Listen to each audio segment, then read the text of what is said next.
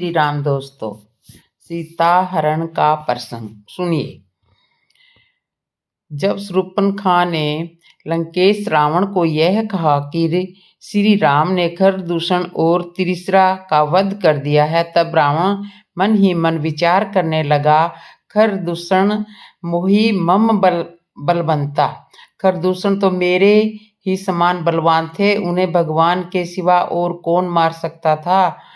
तब यह विचार करके वह बहुत ही परेशान हो रहा था। देवताओं को आनंद देने वाले और पृथ्वी का भार हरण करने वाले भगवान ने ही यदि अवतार लिया है, तो मैं जाकर उनसे हठपूर्वक और शत्रुता करूंगा और प्रभु के बाण के आघात से प्राण छोड़कर भवसागर से तर जाऊंगा।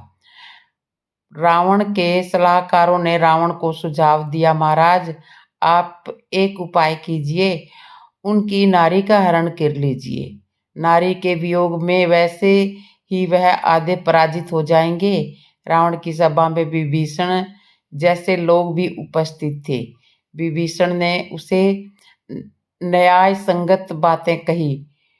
विभीषण ने कहा, हे तात, राम मनुष्यों के ही राजा नहीं है, वे समस्त लोकों के स्वामी और काल के भी काल हैं। वे भगवान है। वे विराम्य, विकार रहित, अजन्मा, व्यापक, अजय, अनादि और अनंत ब्रह्मा है, जिनका नाम तीनों पापों को नाश करने वाला है। वही प्रभु मनुष्य रूप में प्रकट हुए हैं। हे रावण, हृदय में यह समझ लीजिए, विभीषण भी श्री राम को प्रभु ही समझते हैं। किंतु रावण ने उसे नहीं माना और वह सीता का हरण करने के उद्देश्य से अपने मामा मारीच के पास पुष्पक विमान लेकर पहुंचा। मारीच रावण के नाना का महामंत्री था। रावण इसी नाते से उसे मामा कहता था। रावण ने जाकर मारीच को बड़ी नम्रता से प्रणाम किया। नीति कहती है कि नीच का झुकना भी भयानक होता है। यदि नीच झुकता है तो उसके पीछे कोई कारण होता है। मारीच ने यह जान लिया कि आवश्यक आज कोई संकट आने वाला है। रावण जैसा महाप्रतापी आज आकर मुझे प्रणाम कर रहा है, आवश्यक कोई बात है। मारीच ने रावण से उनके आने का कारण पूछा। रावण ने बताया, तुम्हें हरण करना है, तुम्हें सीता जी का हरण करना है। तुम एक मायावी मृग बन जाओ, अपने रूप से सीता का मन लुभाना, तब उनके पति राम तुम्हारा पीछा करते हुए वन में जाएंगे और सीता का हरण करके मैं कर लूंगा। मारीच ने रावण को बताया कि किस तरह वह एक समय विभीषण विश्वामित्र मुनि के आश्रम के निकट था। तब राम जी ने उसे बिना फल का बाण मारा था और वह 400 कोस दूर जाकर गिरा था। मारीच ने रावण को बहुत समझाया कि तुम जिसका हरण करना चाहते हो वह जगत जननी है, जगदम्बा है, और राम जी तो स्वयं भगवान है, उनसे बैर मत लो, तुम्हारा सर्वनाश हो जाएगा। रावण नहीं माना। रावण ने कहा, तुम्हें मेरा यह काम आवश्यक करना पड़ेगा, नहीं तो मैं तुम्हें मृत्यु का दंड दूंगा। मारीच जान गया था, दोनों तरह से ही मेरी मृत्यु निश्चित है। जाता हूं तो राम जी के हाथों मर जाऊंगा, नहीं जाता हूं तो यह दुष्ट रावण के हाथों मर जाऊंगा। इससे अच्छा यह है कि मैं श्री राम जी के हाथों ही मरूं।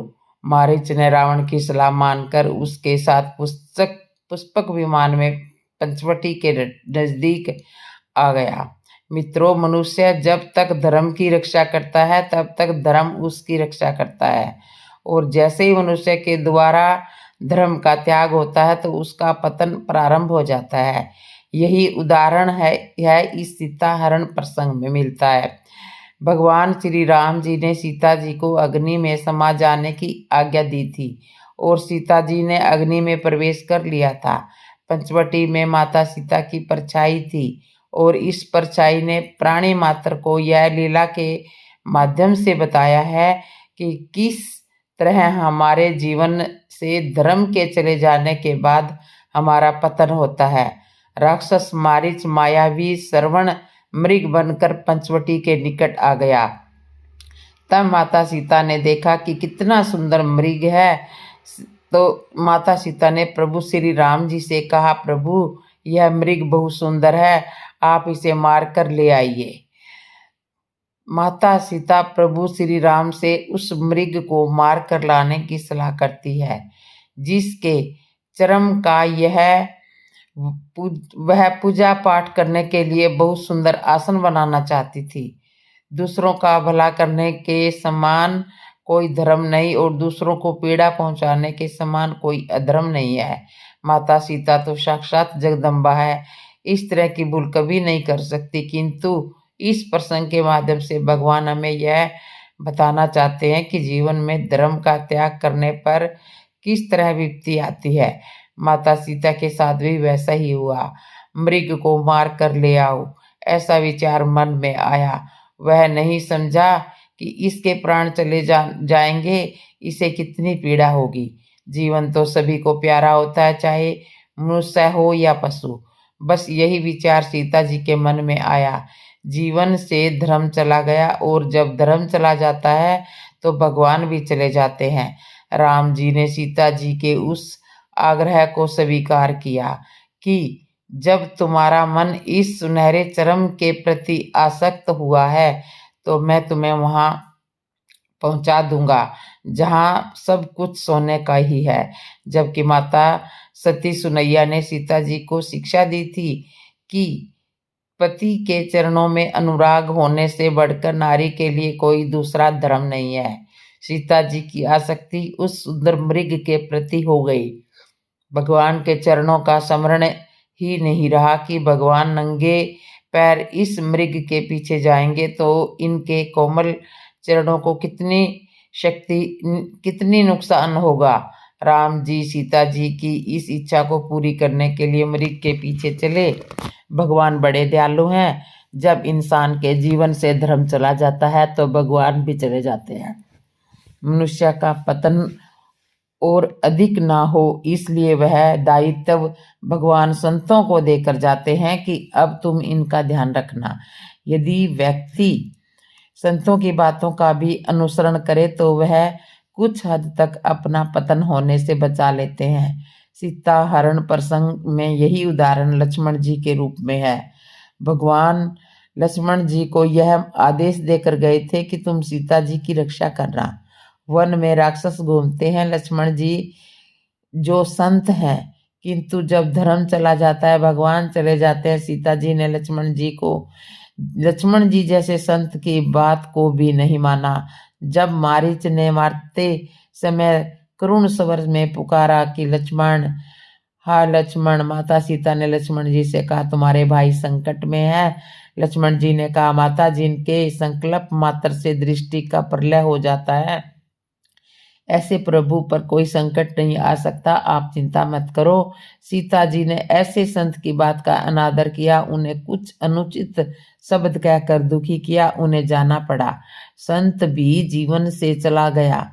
लक्ष्मण जी ने माता सीता से कहा माता, इस रेखा से बाहर मत आना। किंतु माता जानकी के समक्ष मान सम्मान का, कुल की मर्यादा का प्रश्न चिन्ह खड़ा हो गया। संत कहते हैं कि हमारा मान, हमारा अहंकार ही हमारे पतन का कारण बनता है।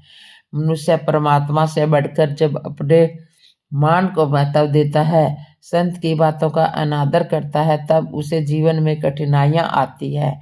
माता सीता भी साधु बने। रावण से यह कहा कि दीक्षा इस लक्ष्मण रेखा के भीतर से ही ले लीजिए।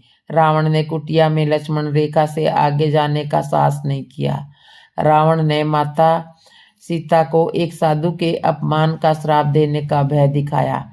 श्री सीता जी ने रघुकुल की मर्यादा, रघुकुल की यह रीति रही है कि कोई भी उनके दरवाजे से खाली नहीं जाता है।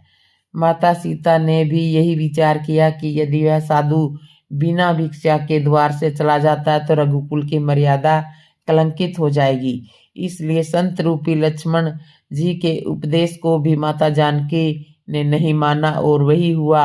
माता सीता लक्ष्मण रेखा से बाहर आई और रावण ने माँ जानकी का हरण कर लिया।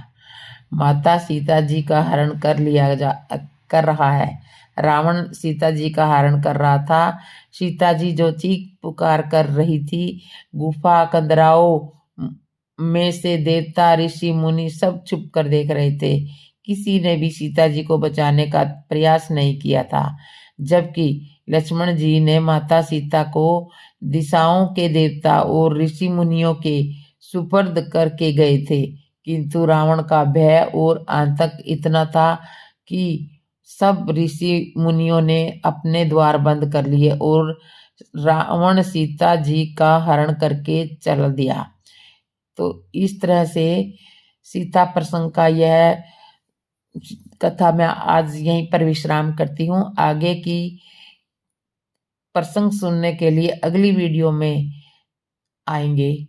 तो तब तक के लिए कथा को विश्राम। जय श्री राम दोस्तों। जिसने चैनल को सब्सक्राइब नहीं किया, सब्सक्राइब करना, लाइक करना, कमेंट करना